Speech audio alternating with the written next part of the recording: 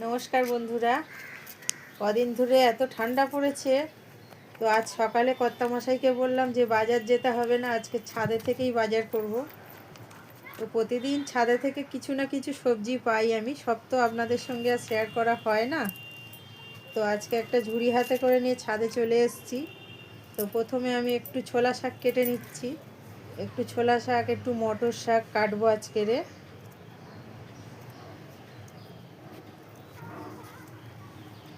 কেটে নিলাম ছোলা শাক, মটর শাক। একটা লাউ কেটে নিলাম।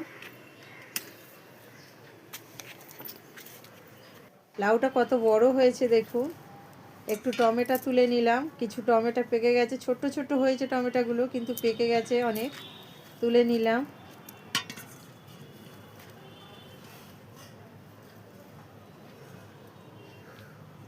তো গ্রো ব্যাগের মধ্যে ওলকপি চাষ করেছি, একটা ওলকপি গোড়া থেকে কেটে তুলে নিলাম।